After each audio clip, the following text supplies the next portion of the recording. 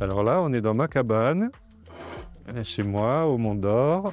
Donc là, c'est un peu les dernières petites touches sur cette sculpture avant l'expo.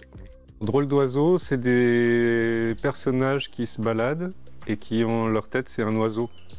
Et en fait, c'est pour dire que notre corps, il se balade ici sur Terre, mais notre esprit, voilà, il peut voyager, il peut se balader. Et puis du coup, c'est un peu le voyage de ce personnage. Puis c'est un côté un peu obsessionnel parce que j'en ai fait plusieurs. Ça parle de liberté, ça parle du fait qu'on est ancré au sol, mais qu'on a aussi une liberté spirituelle, quoi. Ce qui m'a inspiré, c'est que aussi on prépare une expo collective au Centre Chibaou le 22 novembre, qui s'appellera Plume et Nervure. Il y a déjà pas mal d'oiseaux. L'œuvre principale, c'est ce personnage homme et oiseau qui marche. Donc c'est comme des clichés, différents clichés de ce personnage c'est comme une bande dessinée, quoi.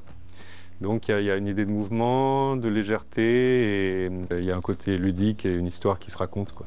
La base de la chose, c'est ce premier croquis, le petit griffonnage que j'ai fait en pensant justement à cet homme-oiseau.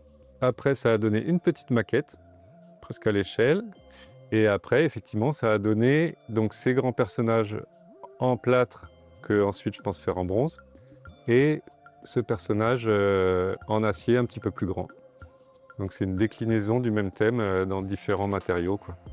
C'est une exposition perso, mais j'ai invité 8 artistes qui participent aussi à l'exposition Plume et Nervure.